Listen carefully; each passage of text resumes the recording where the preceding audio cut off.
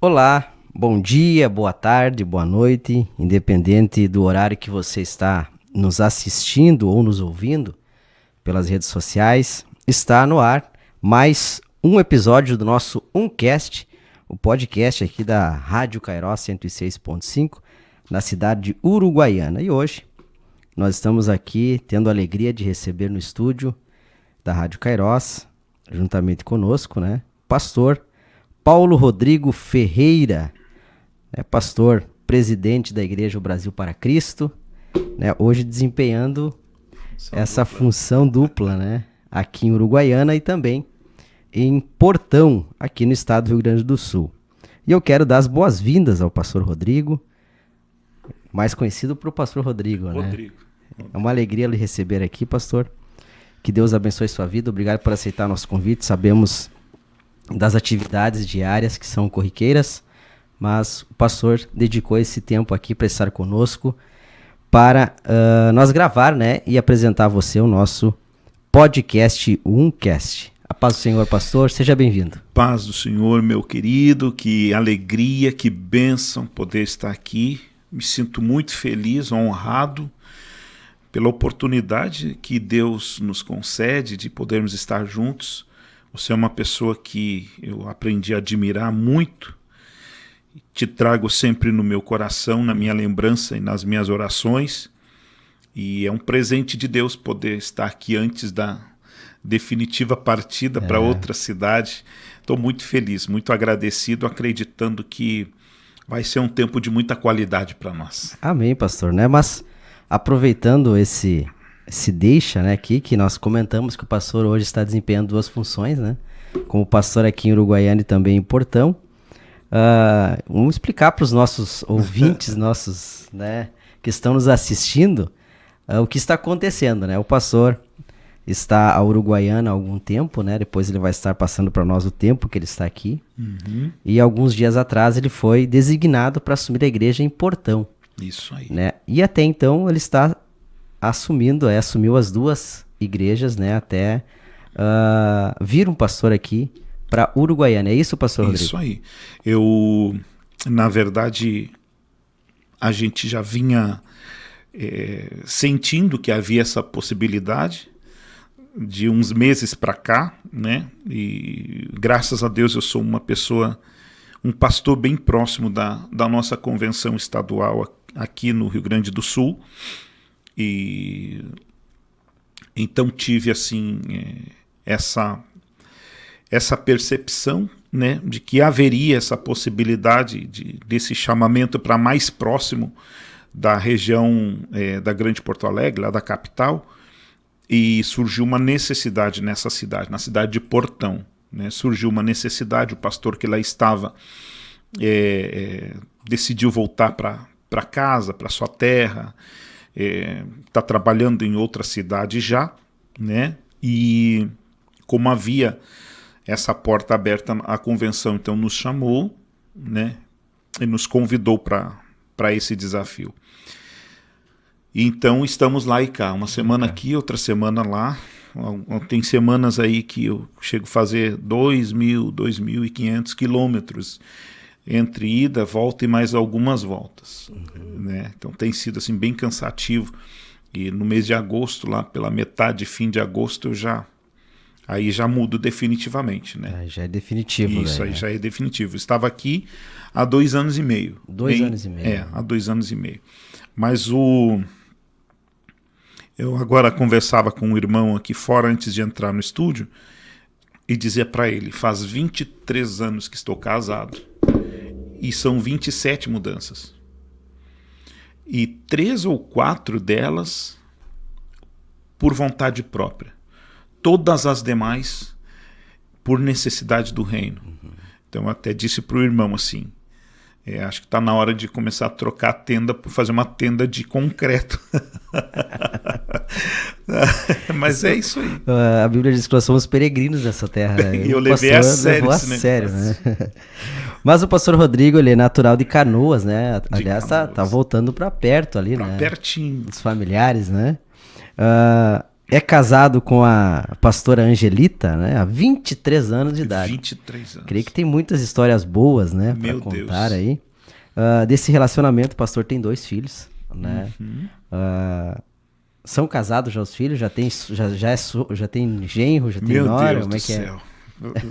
Jesus. Agora eu já superei, né? Já superou. Meu genro, tem um genro. Minha filha tem 21 anos e ela está casada há 1 ano e 3 meses aproximadamente. Mora lá em Canoas, né? Ou seja, estou indo para perto, né? Meu genro que se cuide, que o pai vai estar na volta. Mas meu genro é um moço de Deus, viu?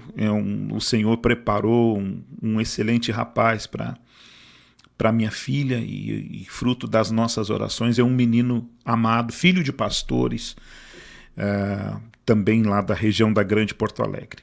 Então minha filha é casada, tem 21 anos, e o meu filho ele vai completar 18 anos agora em julho, dia 25 de julho, solteiro. Não, esse ele acho que ainda demora um pouco mais, eu acho. Eu acho, né? Mas o pastor, além de desempenhar essa função, que eu digo que é é um trabalho muito glorioso, né? Trabalhar na obra do Senhor. Ele também é formado em segurança pessoal privada, vigilância bancária e também transporte de valores. E está cursando enfermagem, né? Enfermagem. E nós conversava aqui, o pastor nos contou, né, que ele está cursando enfermagem com um propósito. É isso, pastor? Isso aí. Deus falou muito forte ao meu coração e ao coração da minha esposa há alguns anos atrás, quando nós tivemos um casal de amigos que são naturais de Caxias do Sul. Na verdade, isso é um sonho do ano do nosso casamento. Casamos no ano 2000. E um casal que é uma fonte de inspiração. Deus sempre põe na nossa vida, né? Pessoas que se tornam inspiração. E esse casal natural de Caxias do Sul, eles foram embora, venderam tudo e foram embora para Guiné-Bissau, na África, como missionários. Eles são, inclusive, da Assembleia de Deus, lá de Caxias. Eles eram de lá. Um casal maravilhoso. O Américo e a Silvia, nome deles. E eles foram no ano 2000. E chegaram lá sem nada. Eu tinha um violão elétrico, que era um presente, uma relíquia de família. Um violão maravilhoso. Eu dei para eles de presente, então eles chegaram, o casal, a Bíblia, 2 malas de roupa e meu violão, que já não era mais meu, porque eu ofertei. Sim. E eles vivem até hoje lá. Hoje, quando eles chegaram lá, não tinha nada. Eles foram recebidos por um outro missionário. Hoje eles têm uma igreja lá de quase 700 membros. Isso são 23 anos de ministério na África. Eles construíram hospitais, escolas, eles têm dezenas de outros pastores sustentados pela obra e fazem um trabalho extraordinário. O menino deles que nasceu lá, hoje é tradutor de inglês em grandes conferências a nível mundial. Então, esse casal se tornou uma fonte de inspiração. E quando nós vimos a dedicação deles, Deus tocou no nosso coração. E a palavra que veio ao nosso coração foi: num tempo oportuno, vocês vão deixar de pastorear de maneira local. E isso está queimando no nosso coração já há muito tempo. Agora, 1 ano e meio atrás, surgiu a oportunidade, eu estive numa missão, numa expedição missionária nos Ribeirinhos do Pará, onde servi já na área da enfermagem ali, e então foi a consumação, assim, né? Deus selando algumas coisas muito pontuais no meu coração. E agora estamos retornando, no domingo à tarde eu embarco já, vou ficar até quase o final do mês lá nos Ribeirinhos servindo, na área da enfermagem, primeiros socorros, né? Ações preventivas na área da saúde e a função de estar cursando enfermagem vai muito além de uma profissão. Para mim, vai ser uma porta para entrar na missão e desenvolver aquilo que Deus está semeando aos poucos no nosso coração. Amém, pastor. Pastor, o senhor aceitou Jesus, né, aos 13 anos de idade. Aos 13. Não vem de um lar cristão. Conheceu Jesus como? como é que alguém chegou e apresentou Jesus? O senhor ouviu, né? A gente tem vários tipos de testemunhos, né? Eu passei na rua, escutei um louvor, me chamou a atenção, entrei na igreja. Outro, não, alguém me convidou para ir num culto. Como é que foi a sua conversão? Rapaz, esse podcast aqui, quando estiver prontinho, eu vou mandar ele para um pastor muito especial, que é o vice-presidente da convenção, da nossa convenção estadual aqui, que é meu pai na fé. Eu não tive a graça de Deus de haver nascido num lar cristão, gerado por pais crentes. Não, meus pais eram ímpios, né? O histórico assim da minha família era um histórico de desgraça total. Eu tinha irmãs minhas que eram prostitutas de rua, trabalhavam na rua, trabalhavam em boates. Eu tive 2 irmãos que eram presidiários de uma índole maligna, pervertida, assim, ao extremo. Um deles, por exemplo,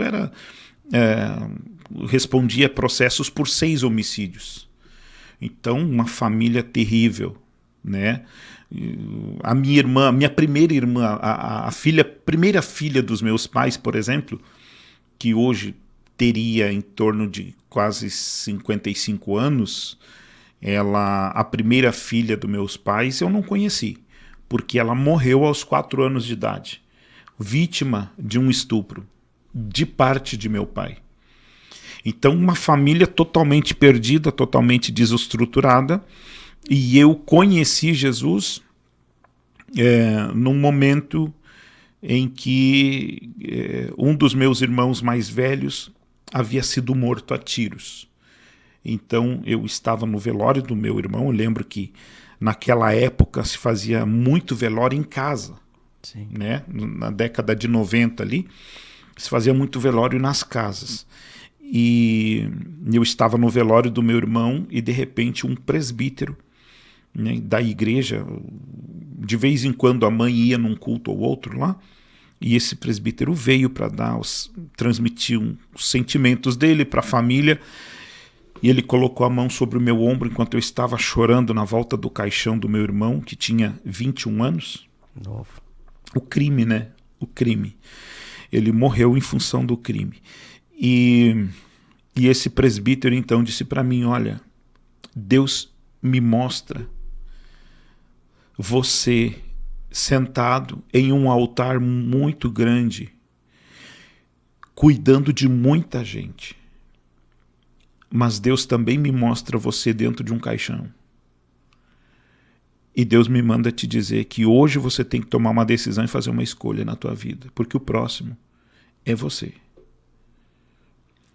E, nossa, quando eu ouvi aquilo ali me deu uma raiva muito grande. Eu fiquei indignado. Como que esse homem tem coragem de vir aqui, tá todo mundo triste, e ele vir me falar um negócio desse? Eu queria matar ele naquela hora. Mas era Deus tratando comigo, era Deus mexendo. E eu nunca antes havia ouvido uma palavra de Deus. Nunca tinha tido uma experiência com o Senhor. Então esse é o contexto da minha família. Por que eu disse que enviaria esse podcast para o vice-presidente da convenção? Porque ele era o pastor da igreja onde eu congrego hoje, que é a Igreja do Brasil para Cristo. E aí, pelas forças das consequências, eu fui na igreja. E quando eu fui na igreja, a primeira vez que eu fui e vi ele pregando, aquilo ali foi terrível para mim, porque a mensagem dele era contra o pecado e a consequência do pecado. E para mim parecia que ele estava falando do meu irmão. E então ele falou também algumas coisas para mim, muito direcionadas por Deus, mas eu não queria aceitar. E eu tomei uma decisão: sábado que vem eu volto, mas eu volto para matar o pastor. Para você ter uma ideia de como é que era as coisas na minha família. Aí um dos meus irmãos me deu uma arma e disse assim: eu vou contigo. Ele também se armou e nós fomos num culto de sábado. E passou todo aquele negócio de senta e levanta e ora e canta, né? E eu já não aguentava mais estar dentro do culto ali. E quando chegou o momento da palavra, o pastor começou a pregar. Ele pregou acho que 40 minutos, e aquela palavra começou a mexer alguma coisa dentro de mim, mas eu não entendia que era a presença de Deus. Não tinha ainda um discernimento, não, né? E aí o meu irmão chegou para mim e disse assim, daqui a pouco ele vai fazer um negócio lá para chamar as pessoas lá na frente para receber a oração. Aí tu vai. E estava muito frio, eu usava uma jaqueta, que na época a gente chamava de japona, que era um negócio estufado assim, e a arma estava no bolso assim. E aí ele disse assim, aí tu vai lá na frente que eu vou para a porta. E quando ele chegar perto de ti, colocar a mão na tua cabeça e orar por ti, tu puxa a arma, encosta nele, dá um tiro e sai. E eu disse, fechou. Né? Aí quando o pastor fez o que hoje a gente sabe que era um apelo, ele fez o apelo, eu fui um dos primeiros a ir para frente. E fiquei lá, com os olhos fechados, com a mão no bolso, com a mão na arma, pronto. Né? E aí muita gente foi, só que eu era um dos últimos a receber a oração. Ele vinha de lá para cá e eu era um dos últimos. E o meu irmão, eu olhei para trás, meu irmão já estava na porta e fazia sinal para mim. Né? E eu, tá tudo combinado. E ele veio orando. Quando ele colocou a mão na minha cabeça, rapaz, começou a me dar um tremor. Eu tremia. Eu não sabia o que era isso. Parecia que eu estava... Sei lá o que estava acontecendo comigo. Não era como se fosse um choque, não. Mas eu comecei a tremer, eu não conseguia parar, não conseguia me controlar. E algo foi me apertando, me envolvendo. E quando eu vi, eu caí de joelhos. E quando eu caí de joelhos, eu comecei a chorar. Eu não sabia nem por quê, porque eu não tinha entendido nada da palavra. E aí o pastor continuou orando por mim, e se ajoelhou na minha frente e me deu um abraço. Aí quando ele me deu um abraço, aí me quebrou, né? Aí acabou comigo, assim, eu não consegui fazer o que eu estava ali para fazer, não consegui fazer. E aí ele, em lágrimas, ele disse assim, o Espírito de Deus me mostra que tu tens um grande chamado para o ministério pastoral. Mas o diabo quer te ceifar antes, porque ele sabe o que Deus quer fazer na tua vida. Eu não estava entendendo nada, eu não sabia o que era isso. Eu nunca antes tinha estado dentro de uma igreja. Então o que acontece ali? Eu me levanto com a cara inchada de tanto chorar, sem entender, mas eu sentia algo maravilhoso. E eu cheguei na porta da igreja, e o meu irmão me arrastou para fora. E tirou a arma de mim, e disse assim, tu não é homem para usar isso aqui. Ele entendeu também naquele momento. Aí me deu um soco no peito e foi embora e me deixou para trás. E eu fiquei abraçado pelos irmãos, porque os irmãos da igreja entenderam que ele tinha me batido porque eu aceitei Jesus. E eu aceitei Jesus sem nem saber o que era isso. Porque eu não tinha consciência do que... Eu sei que eu aceitei Jesus, mas nem sabia o que era isso. Depois foram me explicar, agora tu é de Jesus. E aí começou minha caminhada. Mas a minha conversão foi assim. Eu vim de um lar totalmente destruído pelo pecado. Totalmente destruído pelo pecado. E como é que foi a aceitação após a sua conversão, pastor? Chegar em casa, então, a partir de agora eu vou viver uma vida diferente. Aí eu cheguei em casa e eu tinha muito medo de falar que eu tinha aceitado a Jesus. Por quê? Porque esse meu irmão, que era um marginal, ele morava com a gente. E se ele já me bateu lá na porta da igreja, imagina o que ele faria comigo ali. Mas aí, durante a semana, eu disse, cara, eu acho que Deus me pegou. Porque a gente usava muito essa linguagem no mundo. Meus irmãos e eu éramos totalmente perdidos. Então, quando você usava uma droga, e eu nunca usei, mas vendia para eles, porque eles eram traficantes. Então, quando a pessoa usava uma droga e ela era, como dizem assim, ela era pura, primeira vez que ela usava uma droga, a maconha ou cocaína, na época era muito raro, mas se usava, a pessoa tombava na hora já, usava e caía para trás. Né? Então se dizia assim, pegou. A droga pegou, entende?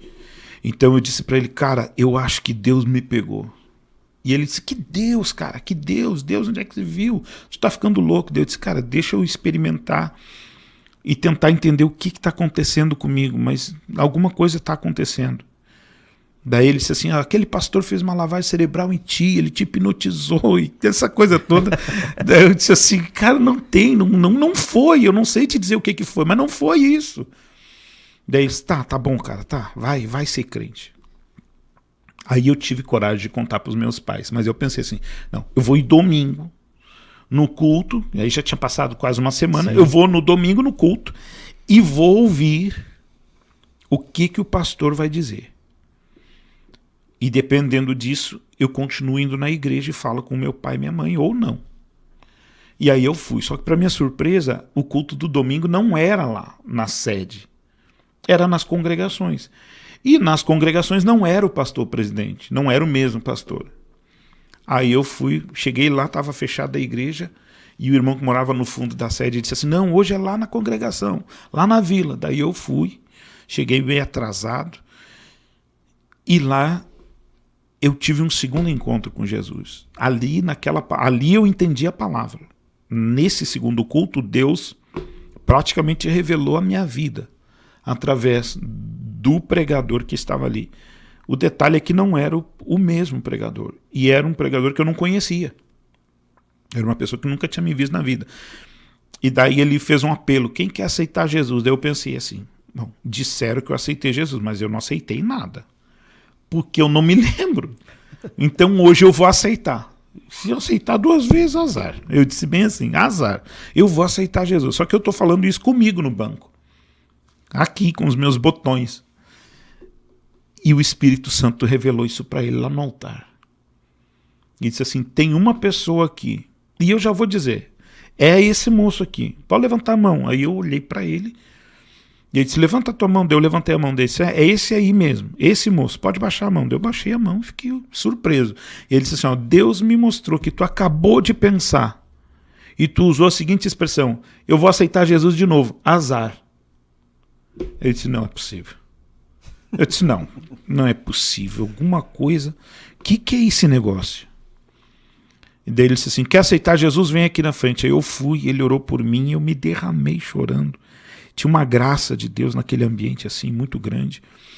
E ele disse assim, olha moço, Deus me mostra, eu tinha 13 anos, Deus me mostra você sentado num altar muito grande, cuidando de muita gente. Você vai ser um pastor e vai trabalhar na obra de Deus. A mesma mensagem. A mesma que o outro, sem saber e sem me conhecer, disse. Em uma semana eu disse assim, deu. Então eu fui para casa, eu disse assim, eu vou ser pastor. E cheguei, só que eu não soube contar para os meus pais. Aí eu disse assim, eu aceitei Jesus. Eu cheguei em casa assim, radiante, chorando, cheguei chorando. Meu pai disse assim, o que houve? Porque era um domingo à noite, uma cidade violenta. Ele disse, o que houve? Te bateram, te assaltaram? Eu disse, não, eu estou vindo da igreja, eu aceitei Jesus. E agora eu sou crente. Chegou incendiado. Queimando. E eu disse assim, e outra coisa, eu vou ser pastor. E quando eu disse eu vou ser pastor, rapaz, a minha mãe sorria de alegria, porque todos os filhos dela tinham prostitutas, drogados, traficantes, marginais, homicidas. Filhos. E agora ela vê um achando o caminho da salvação. As mulheres têm essa sensibilidade. As mães têm. E a minha mãe teve essa sensibilidade de abrir um sorrisão assim e começou a chorar de alegria. E o meu pai olhou para mim, franziu a testa, entrou num quartinho que eu dormia, pegou 2 sacolinhas de plástico de supermercado e enfiou ali dentro um par de chinelo e 2 ou 3 mudas de roupa, o que coube, saiu do quarto e me entregou e disse assim, então vai embora. Tu era a única esperança de um filho diferente. Mas se tu vai ser pastor, some da minha casa, some da minha vida. E eu achei que ele estava brincando. E eu disse assim, pai, que isso? Ele disse assim, se tu não entendeu, eu estou te mandando embora, vai embora de casa agora. Sai e vai embora. Eu olhei para a mãe e a mãe começou a chorar e disse assim, eu não posso fazer nada, meu filho, ele é teu pai. Então assim foi minha conversão. Deus disse, mas para onde eu vou, pai? Porque os meus parentes moravam em outras cidades na volta. Meus irmãos, minhas irmãs, né? E aí ele disse assim, vai para a igreja. Tu não quer ser pastor? Agora tu quer ser pastor? Então vai para a igreja. E me mandou, e foi me levando e eu saí. Então aí eu fui para a igreja. Logicamente não tinha ninguém na igreja. Não morava ninguém no fundo da igreja. Então, minha primeira noite de crente foi na escadaria da igreja. Passei a noite ali sentado, chorando.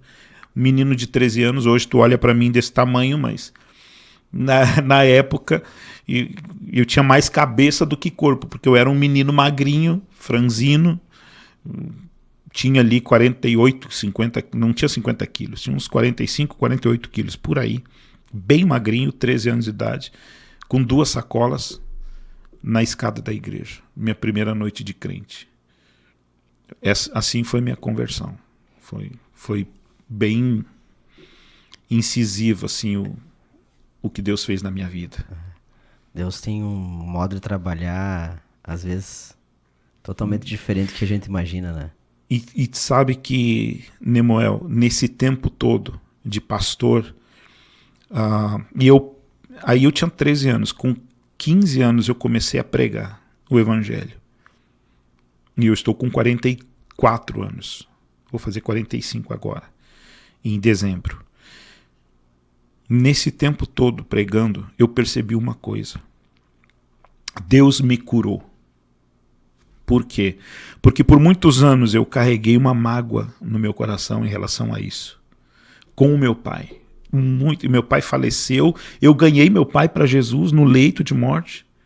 Ele confessou a Cristo, confessou muitos pecados do passado dele, inclusive. Eu disse, pai, tu não precisa contar para mim. Ele disse, eu quero, eu preciso. Foi quando ele confessou, inclusive, que havia violentado minha irmã, que eu nunca conheci, porque ela foi a primeira filha.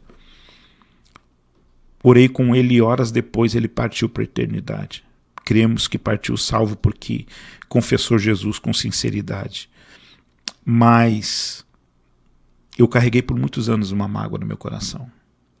Até que um dia eu estava no 4º dia de jejum, orando, e o Senhor falou comigo. E o Senhor disse assim, e eu nem estava pensando em nada disso, para mim estava tudo legal. E o Senhor falou comigo e disse assim, tem algo no teu coração impedindo o que eu quero fazer na tua vida. Eu quero te dar um ministério de paternidade. Porque eu tenho muitos filhos perdidos que eu quero enviar para ti. Mas tu precisa ser curado nessa área. E eu entendi o que o Senhor estava falando comigo e disse, Senhor, mas como? Como foi? E o Senhor me fez lembrar dessa mágoa no meu coração. E como Deus me curou? Da seguinte maneira, o Senhor me fez enxergar. Eu usei o teu pai para te expulsar de casa. Porque se tu não saísse, tu não conseguiria permanecer comigo. Porque a tentação era muito grande. O que tinha em volta ali, né? O contexto ao meu redor era muito pesado. E era tudo muito fácil. Porque por que a vida do crime seduz os jovens? Porque é uma vida relativamente fácil. Fácil tu tem um tênis bom, fácil tu tem roupa boa, fácil tu ganha dinheiro, fácil tu tem uma arma, fácil isso te transforma em alguém supostamente mais poderoso, mais forte que os outros. Então eu não ia conseguir. Eu venho de um lar onde irmãos tinham relações com irmãs. Uma coisa Sodoma e Gomorra, um absurdo. Eu não iria conseguir permanecer crente naquele ambiente. Eu não tinha estrutura, não tinha em quem me segurar. Então o Senhor me tirou, literalmente. Se com Abraão o Senhor deu uma direção e mandou ele sair andando, comigo, saíram comigo. Eles abriram a porta e vai. E eu saí. E eu vendo o pastor falar aqui, como é importante ter pessoas no altar que vivem em comunhão com Deus. Meu Deus. Porque todas as vezes que eu vi o senhor falando aqui, sempre tinha um homem de Deus entregando algo de Deus pro seu coração. Sempre. E E agora vem a outra pergunta. O senhor falou que o seu primeiro dia de conversão foi numa escadaria. Uhum. E eu acredito que após isso, a igreja, o pastor lhe abraçou. Sim. E lhe sim. deu um suporte, né? Com certeza. Com certeza. O que aconteceu, assim, pela manhã, o pastor tinha oração na igreja. E eu não sabia. Não sabia. Era o meu primeiro dia de crente. Foi minha primeira noite e meu primeiro dia. Então o pastor passou, eu me lembro que ele passou de carro na frente da igreja às 7 horas da manhã. Ele passou, deu uma olhadinha e foi embora. Ele fez a volta na quadra. Passou de novo. E aí ele parou. Ele parou e disse assim: ô garoto, o que você está fazendo aí? O que é isso que tem nessa sacola? Daí eu olhei para ele e disse assim: o senhor é o pastor, né? Daí ele disse assim: sou o pastor. Eu disse: o senhor lembra de mim? Aí ele disse assim: tu é aquele menino que veio no culto semana passada que eu orei por ti, tu aceitou Jesus? Eu disse: pois é. Daí eu aceitei Jesus de novo, falei para ele. No domingo eu fui na congregação lá, tinha um careca pregando lá, um tio careca assim. Daí ele começou a rir assim, né? E eu disse assim: e daí? Daí eu aceitei Jesus de novo. Só que daí meu pai me mandou embora de casa. Daí disse: e por que tu tá aqui? Daí eu disse: eu tô aqui desde ontem de noite. Daí disse: quantos anos tu tem? Aí eu comecei a conversar com ele. Eu tenho 13 anos e tal. Daí ele perguntou onde é que era a minha casa. Daí eu expliquei para ele. Ele disse assim: o teu pai tá lá? Daí eu disse: não, o pai tá trabalhando. Só a mãe. Daí ele disse: então entra no carro que eu vou lá conversar com a tua mãe. Aí nós fomos, né? Daí ele chegou, entrou, minha mãe começou a chorar. E ele disse assim: dona Maria, o seu filho me falou que ele foi embora de casa, que o pai dele mandou ele embora de casa, porque ele aceitou Jesus. Eu só vim aqui para lhe pedir uma coisa: senhora, deixa eu cuidar do seu filho. Porque eu era, irmão, uma criança. 13 anos é 13 anos. Eu era uma criança. E aí a minha mãe beijou as mãos do pastor assim, chorando, e disse assim: cuida do meu filho. Aí o pastor me levou para dentro da casa dele. Ele morava num apartamento alugado em Canoas, que era 2 quartinhos. 2 quartinhos assim. Então, um para ele, a esposa, e o outro bem pequenininho, que era escritório e quarto. Ele botou um colchão ali e eu morei ali por 2 meses. Até que ele preparasse no fundo da igreja. Ele construiu ali, em 2 meses ele construiu uma pecinha de alvenaria, colocou um beliche e colocou ali um fogãozinho de 2 bocas, um liquinho, aqueles de gás pequeno. Sim. E 2 panelinhas. Aí disse assim: arrumei tua casa. Aí eu fui morar na igreja e nunca mais voltei para casa dos meus pais. Passava de vez em quando para ver eles, mais a mãe, porque ficou uma coisa ruim, né, entre eu e o pai, assim. Então eu ia dia de semana para não encontrar o pai. Mas eu fui morar ali. Aí o pastor cuidava de mim, me dava alimento. E aí ele disse para mim assim: tu tem certeza que tu vai ser pastor, né? Eu disse: tenho, o senhor mesmo que falou. Daí ele disse assim: e tu acredita nisso? Eu disse: eu acredito, mas eu não sei. Eu não sei nem como vou chegar lá. Eu não sei nem o que um pastor faz. Daí ele disse assim: não, mas nem precisa saber agora. A única coisa que tu precisa saber é que tu tem que começar a tua vida de oração imediatamente. Então amanhã, às 7 da manhã, tu já começa a trabalhar. E eu disse: meu Deus, o que eu vou fazer, né? 7 horas da manhã eu vou fazer o quê? Vou trabalhar no quê? O trabalho que ele se referia era uma vida de oração. Então, todo santo dia, de segunda a sexta, das 7 às 9 da manhã, ele vinha orar na igreja. E eu tinha que dobrar o joelho do lado dele. Eu não sabia dizer uma palavra, não sabia nem o que significava amém, aleluia, nada, não sabia. Daí 2 horas do lado dele. Se hoje já é difícil a gente orar 2 horas, direto, ter palavra para isso, esse é o grande desafio do crente. Tu imagina naquela época. Eu disse para ele assim, teve uma hora que eu me levantei no meio da oração e ele me puxou pelo ombro, me ajoelhou de novo. E daí olhou e disse assim: fica aí, Deus. Mas eu não tenho mais nada para falar. Daí ele disse assim, repete tudo que eu falar. Eu, ai, meu Deus. Então assim foi. E foram 6 anos assim. Foi um discipulado... Um discipulado na marra. Aí depois de uns 2 anos orando com ele, ele disse assim, agora eu vou começar a te dar aula. Eu disse, tá bom, ótimo. Daí acabava a oração, a gente ia para o escritório e ele me deu um dicionário e uma Bíblia. Ele dizia assim, lê um capítulo do dicionário, um capítulo da Bíblia e uma página do dicionário. Eu disse, mas para quê? Ele disse assim, porque tu vai ser um pastor e tu precisa saber falar com o doutor e com o mendigo. Então foi um negócio muito forte assim na minha vida, um choque de Deus mesmo. E o senhor, hoje, quantos anos tem de pastor? Então, eu fui consagrado ao pastorado em 2015. 2015. Não, 2014. Eu fui consagrado ao pastorado.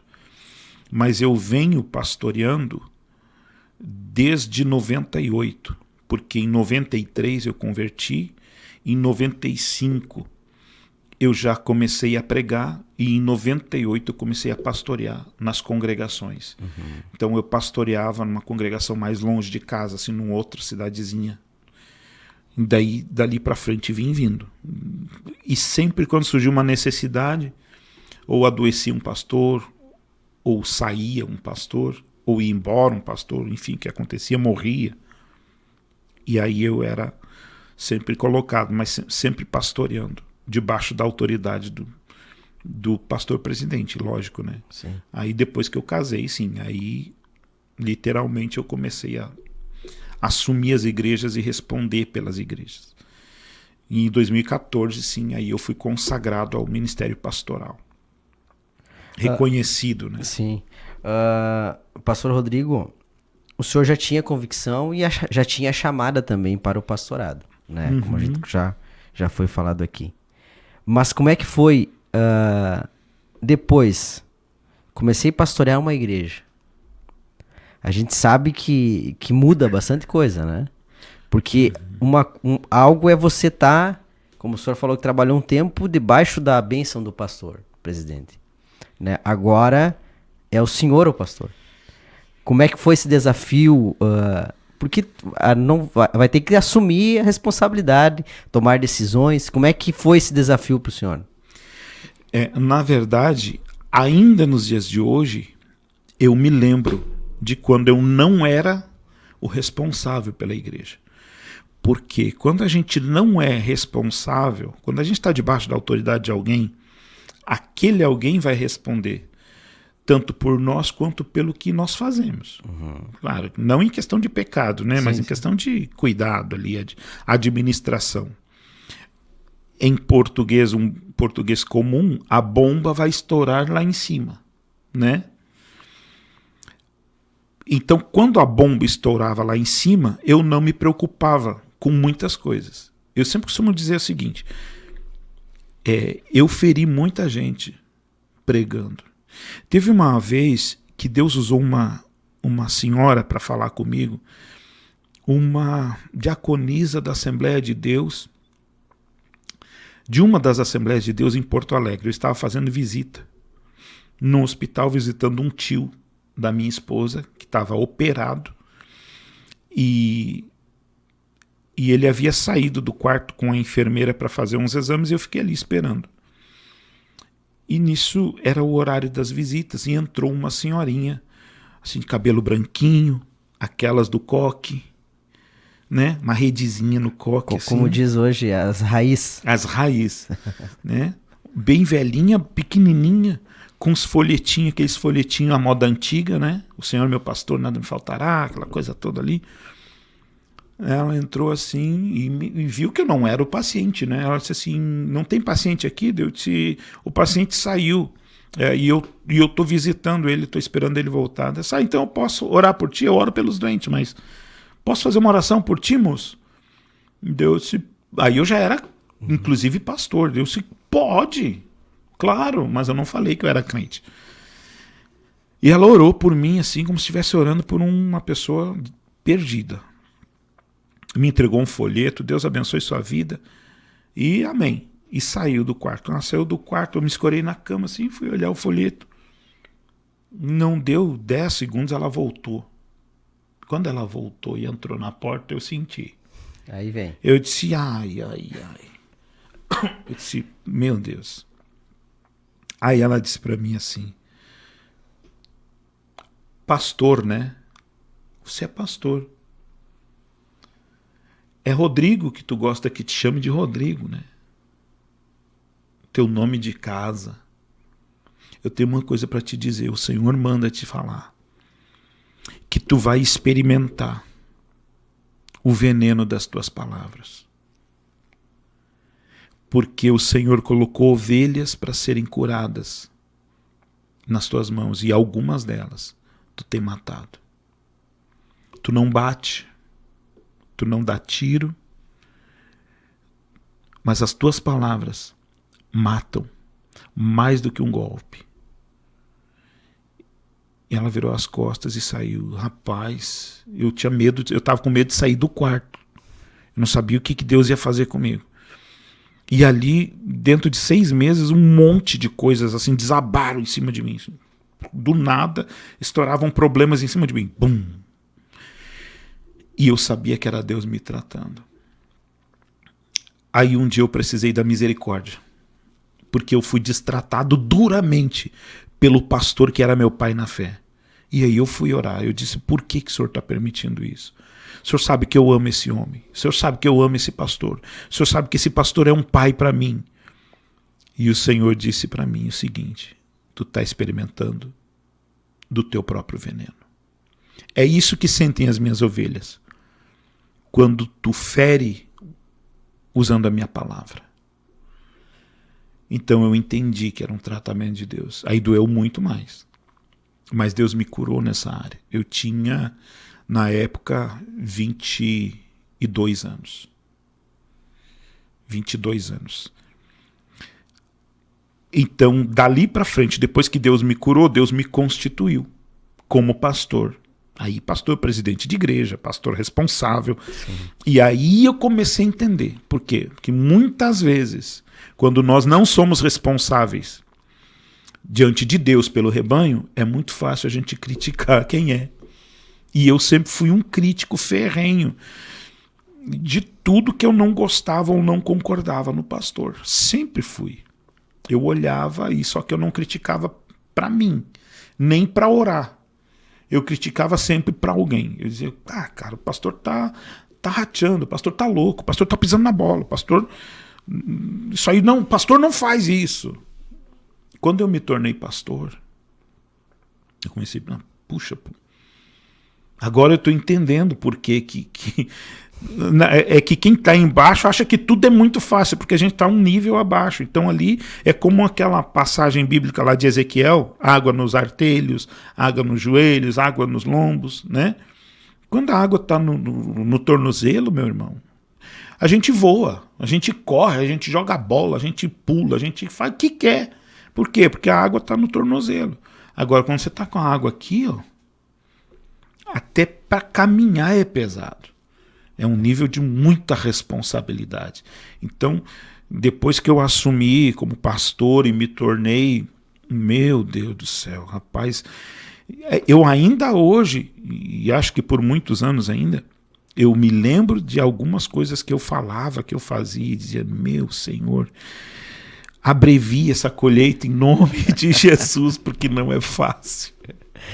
Pastor Rodrigo, antes de nós entrar na área familiar, né, romântica. Oh, glória! O pastor estava em Santa Maria, isso antes de vir para Uruguaiana, né? Antes de Uruguaiana, imediatamente sim, estava em Santa Maria. Aqui era o pastor Isaac. Isso. Como é que foi essa transição para Uruguaiana? E já conhecia Uruguaiana?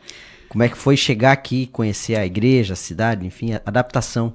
Eu sou amigo do pastor Isaac, amigo pessoal dele e da esposa dele, a pastora Lisandra, há muito tempo, desde quando a gente era jovenzinho e se encontrava nos congressos estaduais. Os congressos eram sempre na cidade de Tramandaí, na época. né, 95, 96, 97. Então eu sempre estava, ele também sempre estava, mas ele ia de Pelotas, né? A pastora Lisandra, que nem namorados eles eram ainda, ela também ia. Então a gente se conhece desde aquela época. Então a transição foi muito tranquila, muito abençoada. O pastor Isaac é um homem de Deus, é um homem de honra. A esposa dele é uma família de honra. Os filhos são filhos assim de muito respeito. É uma família preciosíssima, né? E ele foi o canal de Deus, né? Porque a convenção ia precisar de alguém aqui. Eu ali em Santa Maria trabalhava fora. Eu tinha uma profissão secular para poder me manter pastoreando, porque a igreja lá era muito pequena, não conseguia me sustentar, então eu trabalhava fora e pastoreava. E ele sabia disso, e a convenção também sabia, né? Então, quando houve uma vacância na igreja de Caxias do Sul, e a igreja de Caxias do Sul é uma igreja com um nível intelectual e bíblico muito alto, porque era uma igreja que por muitos anos teve um seminário bíblico, um instituto bíblico na igreja. Tem uma história. Tem uma história. E tinha muitos problemas a igreja lá em função do pastor que havia saído, problemas de ordem moral, enfim. Então precisava de um pastor com aquele perfil. E o pastor Isaac é advogado.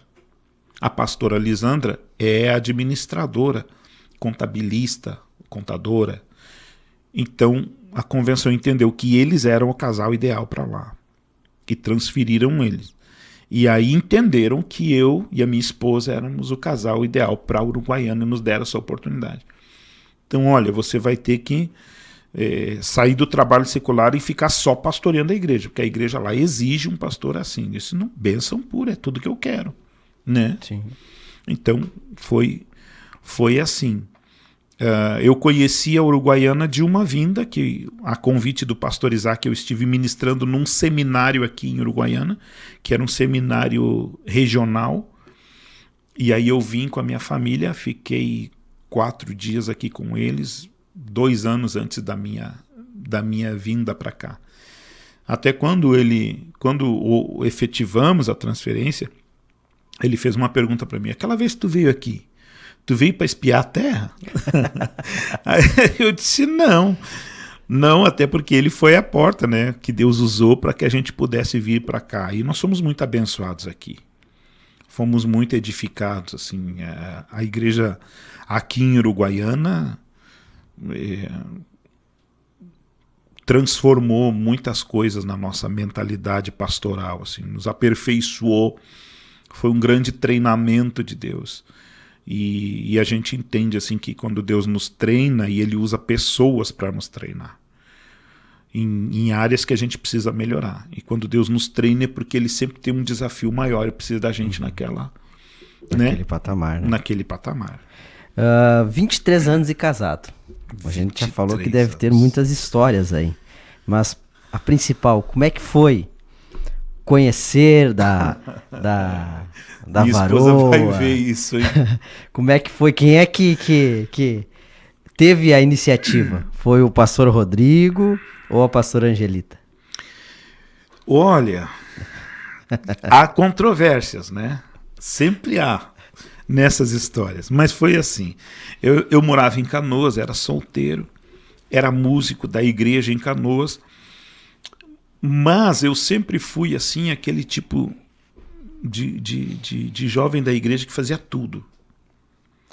Mas a minha paixão era que eu queria tocar. Só que tinha tanto músico na igreja e eu era o pior de todos. Eu era o único que nunca tinha estudado. Então o que sobrava para mim fazer? Os músicos tocavam, deixavam os instrumentos ali e ia embora. E eu ficava enrolando o cabo, limpando o cabo. A igreja era um piso bruto, então levantava pó de cimento. Então ficava aqueles cabos pretos, ficavam cinza. Então ia todo mundo embora, eu morava no fundo da igreja. Aí eu tinha que ficar limpando os cabos. E o pastor ainda dizia assim, ó, passa um paninho com óleo de máquina para ficar brilhoso os cabinhos. Ai, Jesus. Então só que aquilo ali foi me cansando. E eu era sempre o quebra-galho dos músicos. Quando um músico estava fora, ou viajando, ou estavam em disciplina, às vezes, porque era tudo gurizado, pisavam muito na bola. Aí o pastor, vai lá, Rodrigo, vai lá. Aí era a minha chance, né? Eu quebrava tudo, eu ia lá e dava o meu melhor. Aí quando eu tava bom, o músico saía da disciplina. Aí ele dizia, tá, agora deixa o irmão voltar. Aí me quebrava e assim eu ia. Aí hoje eu toco um pouco de cada coisa, por causa disso aí. O músico de igreja, eu acho que Deus assim, foi, né? e Deus foi me treinando, porque hoje, por exemplo, eu tô indo assumir a igreja de Portão, não tem músico, sou eu. Tem todos os instrumentos, mas não tem músico, então o músico vai ser eu. E aí, assim, quando entrar um outro músico na área das cordas ali, eu vou para as teclas, ou eu vou para a parte da percussão, e assim eu vou indo. Bom, nesse contexto aí, um dia eu cheguei pro pastor e ele disse assim, pastor, e aí estava na época do serviço militar, mas eu não fui chamado por excesso de contingente, tinha muita gente. Então me liberaram do quartel. Porém, eu não arrumava emprego em lugar nenhum. E nessa época eu não tinha salário da igreja, eu precisava me vestir, eu precisava viver, né? Aí um pastor lá de Gramado chegou para mim e disse assim, um grande amigo meu, e disse assim, eu tô precisando de um músico lá, e de uma pessoa que me ajude a pregar, dirigir as congregações, fazer culto nos lares. Tu tá trabalhando? Eu disse assim, não, eu tô procurando emprego, mas não consigo por causa do quartel. Daí ele disse assim, e tem bastante músico aí? Eu disse, tem os músicos que chegam a se pechar, se bate nos corredores da igreja. Daí ele disse assim, tu não quer vir embora pra cá? Eu te dou a casa para morar, a casa da igreja, boa, te dou uma casa para te morar, mobiliada a casa. Só traz tuas roupas só. Arruma um emprego para ti e te dou uma cesta básica ainda. Só não te arruma um casamento. Daí eu disse para ele assim, tô indo. Só vou falar com o meu pastor. Daí quando eu fui falar com o pastor, meu Deus, o pastor disse assim, rapaz, tudo que eu investi em ti, tu é um ingrato, tá, não sei o quê, mas eu te abençoo, vai, porque agora eu nem te quero mais aqui. Aí eu fui meio assim, de novo tocado, né? Meu Deus, aceitei Jesus, fui corrido de casa. Aí agora quando eu aceitei um desafio ministerial, fui corrido da igreja local.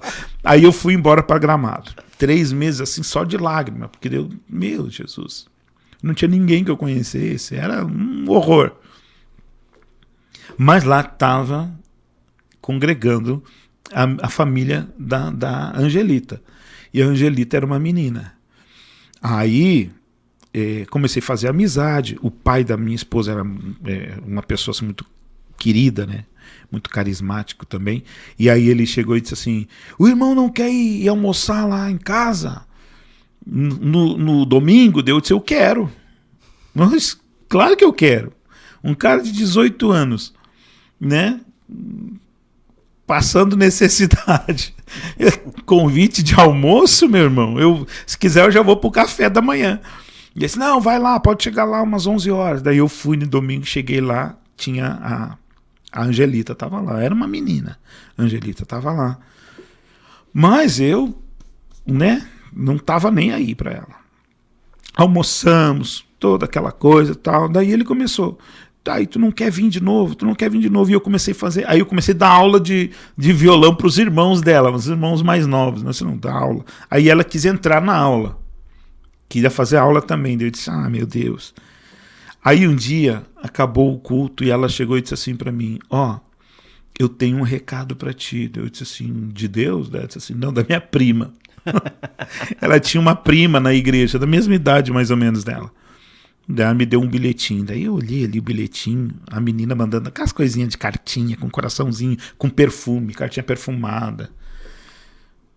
Daí eu guardei. Daí no outro culto de novo. Aí um dia eu disse assim, eu não quero nada com a tua prima. E aí diz pra ela parar de me mandar. Mas ela não quer parar. Eu disse, não, diz pra ela parar, porque eu não gosto desses negócios aí. Aí a minha esposa chegou e disse pra ela assim, olha, ou tu vai e fala com ele e te declara pra ele, ou vou eu. E vou me declarar. Ó, há controvérsias, mas a verdade é essa aqui. A pastora Angelita vai colocar nos comentários se é verdade ou não. Aí, a verdade é essa, mas há controvérsia, há uma segunda versão, sempre. Né? Aí começou de brincadeira daqui, brincadeira dali, e nós um dia entendemos que a gente estava gostando um do outro, e eu fui conversar com meu sogro. Aí eu fui conversar com o sogro disse assim, eu não sinto nada de Deus. Vamos orar. Deus disse, tá, vamos orar. E aí eu disse assim, então tá, vamos fazer aí 3 meses de oração. Eu disse, tá, mas a gente pode orar essa semana. Não, 3 meses de oração. Aí fizemos 3 meses de oração. Aí quando eu fui lá, 3 meses eu tava lá no mesmo dia já. Hoje faz 3 meses e tal. Não, Deus não falou nada comigo ainda. Deus disse, não, mas Deus já falou comigo. Tá, então vamos orar mais um mês. Mas Deus já falou comigo. Deus, tá, então eu vou autorizar. Mas é assim o namoro. Deus, tá, beleza. Aí passou 6 meses, eu fui pedir ela em noivado. Eu disse, porque eu tenho um ministério, eu não quero ficar enrolando. Eu sei o que Deus quer na minha vida e eu quero casar. Aí fui pedir ela em noivado. Vamos orar. Aí oramos mais 30 dias pelo noivado. Aí autorizou o noivado. Aí noivamos. Aí 6 meses depois eu fui pedir ela em casamento. Aí quando eu fui pedir ela em casamento, eu mudei a conversa. Eu disse, olha, a gente já tem orado. Deus aprovou o namoro. Ele vai assistir. A gente já tem orado, Deus aprovou o noivado, então eu vim lhe informar que a gente quer casar. Daí ele ficou sempre, porque ele já estava preparado, ele sabia que eu ia. Ele já estava pronto para dizer, vamos orar. Mas Deus, a gente já tem orado. Faz 6 meses que a gente está noivo e vem orando. Então faz 6 meses que a gente vem orando, né? E aí casamos. Foi bênção pura. Pastor, na sua caminhada, desde os 13 anos, aí faz 30 e poucos anos, né, de caminhada cristã. Acredito que muitas histórias, testemunhos, conversões marcaram sua vida. Muitas. E uma assim que quando o senhor lembra, lhe toca o coração. A experiência que mais tocou meu coração, acho que mais tocou meu coração até o dia de hoje, foi a experiência da salvação de um dos meus irmãos. Um dos meus irmãos. Ele estava já mergulhado profundamente na feitiçaria, né? E ele era esse que havia passado, acho que, se não me engano, 3 vezes pelo presídio em Porto Alegre já, o presídio central, com 6 homicídios, respondendo processos por tráfico, por estupro, por homicídios. E aí, nesse meio termo todo aí, nessa confusão toda da vida dele, ele foi levado para a feitiçaria. E ele está mergulhado na feitiçaria. E aí, numa das saídas do presídio, lá na cidade de Esteio, ele foi visitar uma irmã nossa, e na rua ele encontrou 2 desafetos assim, de uma outra quadrilha lá. E eles trocaram tiros. E ele levou 5 tiros. 5. Mas ele matou os outros 2, porque ele estava bem armado. E ele matou esses 2 marginais, mas levou 5 tiros. E aí ele foi parar no hospital. E ficou muito tempo na UTI. E lá no hospital descobriram que ele era portador do vírus da AIDS. Que ele havia contraído AIDS no presídio. Com relações sexuais, com drogas injetáveis, tudo isso. Era a vida promíscua, né? Então aí o salário estava depositado na conta, o salário do pecado. É a morte. E aí ele era um cara, com saúde, ele era um cara mais forte do que eu. Maior do que eu. Mas eu sou gordinho, assim. Ele não, ele era músculos. Capoeirista, enfim. Cara, ele era muito forte. Só que quando ele caiu no hospital, dentro desse contexto, depois de acho que 60 dias de UTI, mais ou menos, ele estava agora, e o vírus da AIDS evoluindo dentro do organismo dele. Ele estava agora com 33 quilos. Era só o peso dos ossos revestido por uma pele. Era horrível. Parecia um cadáver em estado de decomposição, assim, quando murcha tudo, né? Assim ele estava. E dentro desse contexto eu fui visitar ele no hospital, lá em Esteio. Mas eu pensei assim, eu vou levar comigo um presbítero, que a gente estava morando em Canoas, eu disse, eu vou levar o presbítero comigo. Porque o presbítero tinha tido uma vivência no espiritismo e na magia negra, antes de se converter. É um homem, hoje é um pastor, muito usado por Deus nessa área e de libertação, desse tipo de coisa, né? Levei ele comigo. E quando nós entramos no quarto assim, já nós estávamos em jejum e oração há vários dias para fazer essa visita. E quando nós entramos no quarto assim, o meu irmão muito pouco conseguia falar e falava muito baixinho. A gente tinha que reclinar assim para conseguir entender o que ele balbuciava assim. E esse presbítero disse para ele, eu já servi os mesmos espíritos que tu serve hoje. Eu já andei com os mesmos guias que tu anda hoje. E eu vou te dizer que eles são demônios. E eles são tão demônios que eles estão te matando à míngua e te fazendo sofrer até a morte. Aí meu irmão começou a chorar, deitado. Ele não tinha como reagir, né? Estava chorando ali. Aí ele disse assim, o meu guia, o demônio que eu sirvo, mas ele não chamou de demônio, né? Ele chamou, agora não lembro lá qual é a expressão, veio aqui na janela do hospital essa madrugada, disse que vai me matar. E que eu vou dançar com ele no inferno. Com ele e com as 6 pessoas que eu matei e ofereci para ele.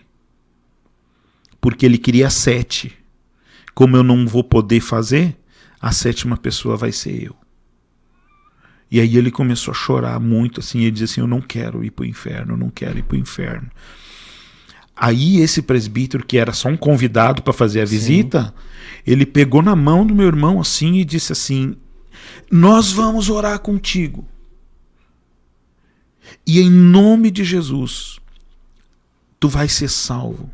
Aceita Jesus. E falou o que significava aceitar Jesus. E esse meu irmão disse assim, eu aceito, eu me arrependo. Eu não sei se Deus vai me perdoar. E aí ele começou a confessar, igual fez o meu pai para mim. E ele começou a confessar coisas absurdas. Eu achei, depois da morte dele, eu encontrei dentro da casa dele, porque ele morava sozinho, e antes de morrer, me deu a chave da casa, para que eu entrasse na casa dele e fizesse uma limpeza, uma faxina na casa dele. Eu achei dentro da casa dele um crânio de um dos homens que ele matou e nunca tinham achado a cabeça. A cabeça estava dentro do roupeiro dele. Só o osso seco com um furo desse tamanho na cabeça, assim, do tiro que ele deu para matar o indivíduo. Então, coisas assim desse nível. Mas, bom, ele se arrependeu, ele confessou essas coisas, ele aceitou a Jesus, e daí ele segurou na minha mão, e aí é que eu te digo que foi a experiência mais marcante de conversão que eu vivi. Ele segurando a minha mão, ele disse assim, chorando, ele disse assim, meu irmão, eu tô salvo. Eu disse, tu tá salvo. Se eu morrer, eu vou pro céu? Deus disse assim, claro que vai. Mas eu vou orar por ti, eu disse para ele, porque o teu testemunho vai ser impactante, tu imagina. Sim. O teu testemunho vai ser poderoso. Eu vou orar e o Senhor pode te curar e te levantar dessa cama para te testemunhar e ganhar muitas almas para Jesus. E ele fez sinal com a cabeça assim, que não. Aí ele disse assim, se eu tô salvo agora, pede para Deus me levar para o céu agora, hoje. Eu não quero que Deus me levante daqui, porque eu tenho medo de sair daqui e voltar para trás. Então eu quero, se eu tô salvo mesmo, tu faz uma oração para Deus me levar, eu acredito na tua oração. Rapaz, foi a oração mais difícil que eu fiz da minha vida. Porque eu tive que dizer assim, Deus, puxa, a gente ora para a família ser salva, né? E aí a gente pede tanto para Deus, cara, que naquele momento, agora eu disse assim, puxa, Senhor, até que enfim, o pior de todos, né? Porque foi o pior de todos. Tá salvo. Mas agora eu não posso pedir ele para nós, eu tenho que entregar ele para ti. Sim. Eu acho que isso aí foi um pedacinho do que talvez Abraão sentiu no coração. É que quando ele enfim tem um filho, agora o Senhor diz, me entrega teu filho. Né? Então, aí eu, com muita dor, com lágrimas assim, que não paravam mesmo, eu orei, eu disse assim, Deus, eu sei que ele está salvo, porque a tua palavra se cumpriu aqui. Então o Senhor recolhe teu filho, para ele não se desviar, para ele não se afastar de ti. Recolhe. E oramos, eu dei um beijo no rosto dele, acabou a visita, nós tivemos que sair, ele me entregou as chaves da casa dele e disse, faz o que tu quiser, a casa deve ficar para o meu filho, eu estou indo para o céu. Foi assim. Foi bem assim. E nós saímos do quarto, eu estava destruído naquele momento, feliz e triste, uma mistura. Aí fomos na casa dele, foi quando eu encontrei esse monte de coisas aí. E de noite tinha um culto, às 8 horas da noite, participando do culto. Às 9 horas da noite eu estava pregando a palavra para a igreja. Quando eu estava pregando, no meio da mensagem, o Espírito Santo falou comigo. E eu parei a mensagem assim, foi uma coisa chocante. E eu disse assim, irmãos, vocês lembram do meu irmão que eu pedi oração, assim, assim, assim? Podem parar de orar por ele, porque o Senhor acabou de me dizer que hoje está levando ele embora para a eternidade. Fiz essa pausa, continuei pregando, acabou o culto, eu morava nos fundos da igreja, estava muito frio. Uma irmã querida da família disse assim, posso conversar um pouquinho contigo? Eu disse, claro, vamos tomar um chazinho, um café. Ela entrou na nossa casa, sentou, ela disse assim, ela é uma senhora, idade da minha mãe, ela disse assim, meu filho, eu acho que será que tu não te equivocou com o que tu falou? Porque eu acho que tu tá chocado, impactado. Porque para que Deus... Olha a mensagem que tu estava pregando. Para que Deus ia te mostrar um negócio desse no meio da mensagem? Será que não... De repente tu te empolgou e tal? Não pode ter sido Deus. Aí eu disse assim, foi Deus que falou comigo. Deu uma questão de 5 minutos, tocou o telefone, minha esposa atendeu, era minha irmã chamando, porque fazia 20 minutos que ele havia partido para a eternidade. Aí nós calculamos 20 minutos, fazia uns 15 que a gente estava ali dentro de casa, foi mais ou menos depois que quando eu encerrei ali a mensagem, que Deus recolheu ele para a eternidade. Foi a experiência mais power, assim, que eu ficou marcado, que eu vivi de conversão. Amém. Além de pastor, pregador, né? Agora, daqui uns dias, formado em enfermagem. Em enfermagem, se Deus quiser. Também cantor. Mais ou menos. Não, menos. Não é nem mais ou menos.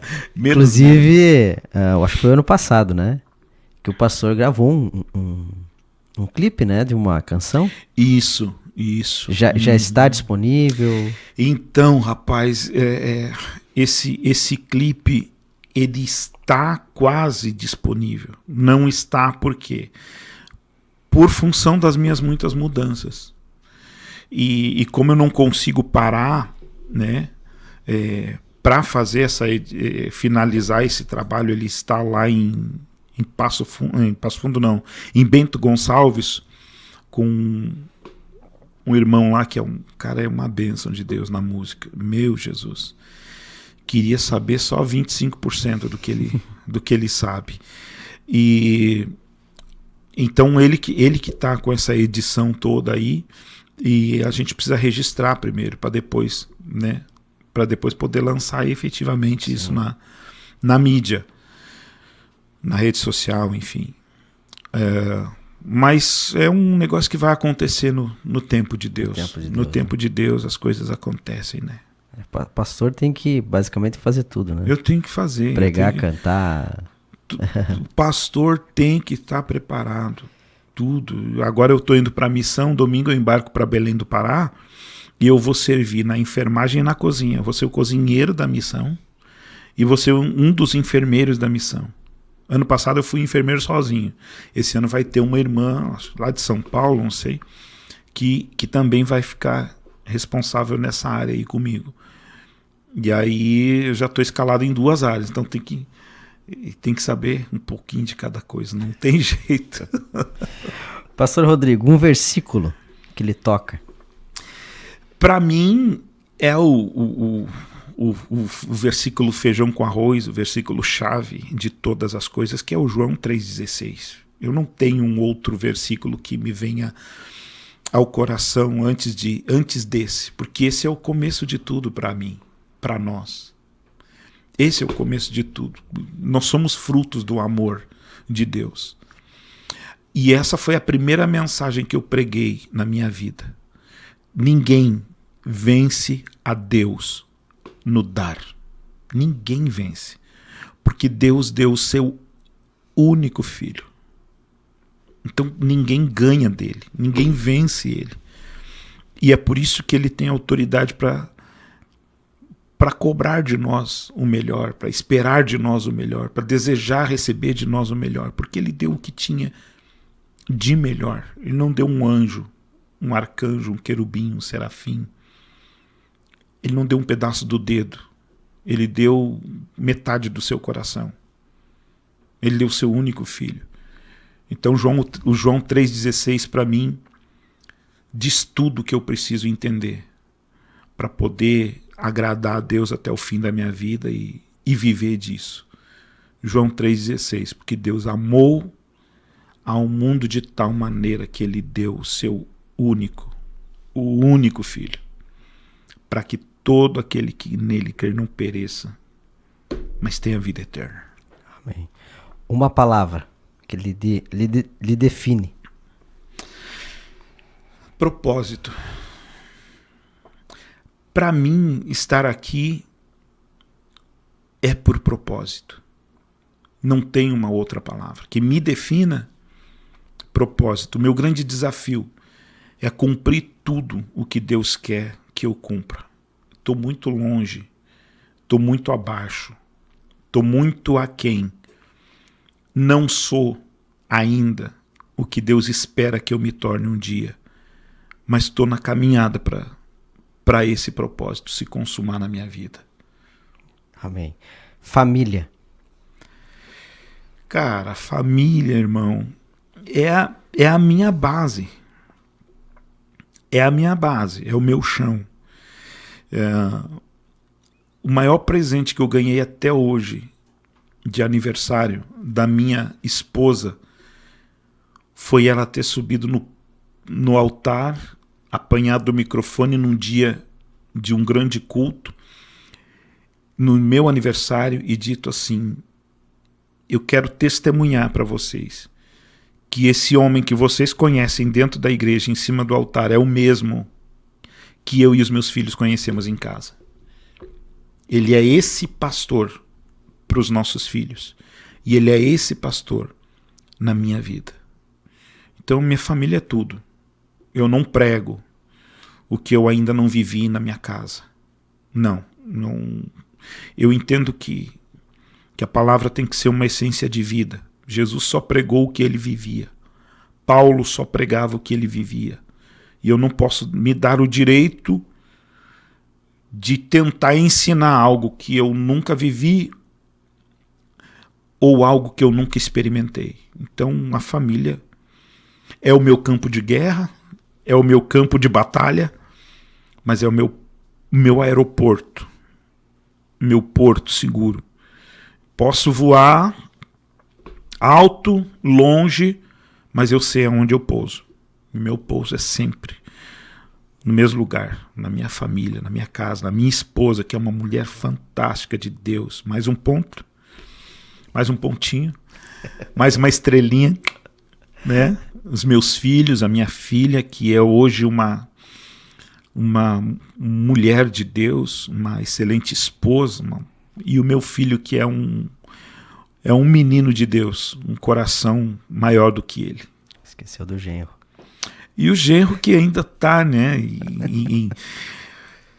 Tá na caminhada, mas é um moço em quem a gente tem muitos sonhos. Eu tenho muitos sonhos para a vida e futuro dele, se Deus quiser e permitir. Quem sabe um dia a gente vai estar dividindo o altar. Amém. Amizade. Eu tenho grandes amigos, mas poucos amigos, de verdade, assim, amigos que quando se fala de amigo eu penso neles, são pouquíssimos. O meu pai na fé, que é o pastor Roberto Machado, que é hoje assim, a gente desfruta de um período de muita paz e já tivemos muitas guerras, mas sempre acabamos num abraço e lágrimas porque nos amamos muito.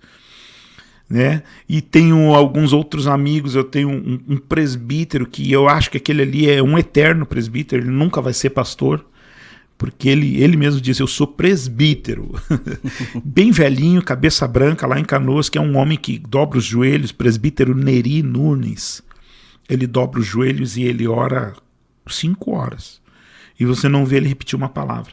Ele diz assim, eu não sei pregar, não sei evangelizar, eu não sei nada, eu só sei orar, meu negócio é oração.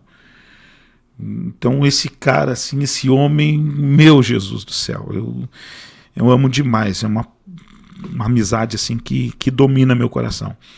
Um amigo na região sul, 2 amigos na região sul, que é o pastor Ronaldo, lá em Rio Grande, e o irmão Anderson Bica, que é um irmão mesmo. Esse é um irmão daqueles também, do meu coração. São amigos verdadeiros, mas poucos, podia ser mais, mas às vezes a gente não precisa de muitos verdadeiros, né? Precisa só dos verdadeiros. Ministério. Ministério para mim é um privilégio, porque eu me conheço e Deus me conhece. Aí eu me conhecendo, essa, Nemoel, eu acho que essa é uma pergunta que cada um de nós deveria fazer. Esses dias eu estava viajando sozinho, 750 quilômetros de moto, sozinho, para ir atender os cultos, lá em Portão. No meio da viagem, o Espírito Santo me fez uma pergunta. Eu estava orando, aí é aquela viagem que não acaba nunca, né? Eu sozinho, eu cantei, orei, preguei para mim mesmo, quase aceitei Jesus de novo na moto, testemunhei, só não dizimei porque estava sem dinheiro. Mas no meio dessa loucura toda, o Espírito Santo me fez uma pergunta para me fazer pensar. Tem coisas que o Espírito Santo fala com você e comigo para a gente pregar. Tem coisas que é para a gente ouvir, engolir e meditar. E o Espírito Santo me perguntou o seguinte: tu te aprovaria para o ministério pastoral?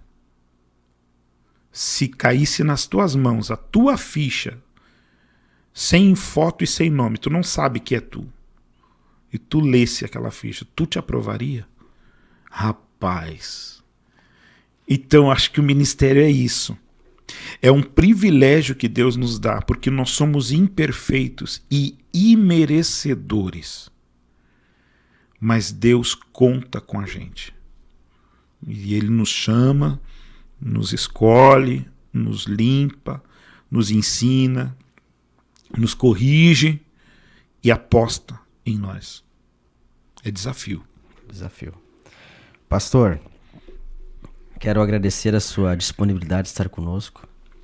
Foi um momento de bênção aqui para nós. Amém. Fomos edificados pela sua história, pelo seu testemunho, e eu acredito que vai tocar em muitas vidas que vão assistir em nome de Jesus esse episódio.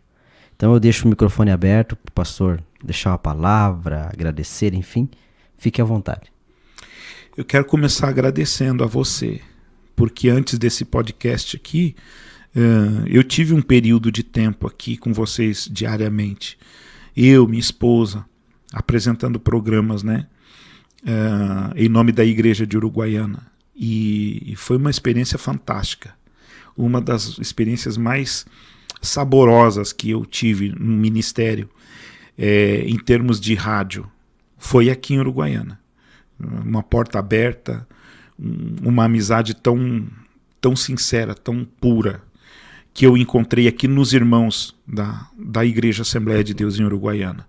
Meu coração transborda de alegria por esse privilégio. Então começo agradecendo a você por lembrar de mim, por me fazer esse convite tão especial, né? E aos irmãos e amigos, pessoas que estão assistindo, que estão ouvindo esse tempo de podcast aqui, eu quero dizer para você que Deus está contando com você. Deus tem um plano com a sua vida. Deus não abre mão de nós. E se essa história, que é a minha história, de alguma forma pode contribuir, que contribua para inspirar você, alavancar você, impulsionar você a algo novo e algo maior da parte de Deus, para que você busque isso. Porque o nosso tempo vai passar, o nosso tempo vai terminar, inevitavelmente. Se Jesus não voltar daqui a, 50 anos, 70 anos, nenhum de nós vai estar aqui. Talvez os mais jovenzinhos, mas nós, eu acho que não. Sabe? Daqui a 60, 70 anos, pelo menos eu não pretendo mais estar aqui, porque eu vou estar, meu Deus, só uma carcaça, né? Acho que Deus tem coisa melhor na eternidade. Então o nosso tempo vai terminar, o seu tempo vai terminar. Então dedique-se ao Senhor, procure descobrir o que Deus quer para a tua vida e mergulhe de cabeça, com intensidade, naquilo que o Senhor quer e pode fazer na sua vida. Um beijo no coração de todos vocês. Que o Senhor Deus os abençoe, acrescentando vida, graça e unção sobre a vida de todos, em nome de Jesus. Amém. Muito obrigado mais uma vez, pastor Rodrigo. Meu desejo é que Deus continue lhe abençoando. Amém. Grandemente, né, nesse desafio que o senhor assumiu já, né, ali em Portão, junto com sua família. Que Deus lhe abençoe. E nas orações, lembre de nós. Que Sempre. Nós vamos estar lembrando de vocês. Sempre. E sabe que aqui em Uruguaiana tem amigos. Amém. E que Deus lhe abençoe grandemente juntamente com sua família.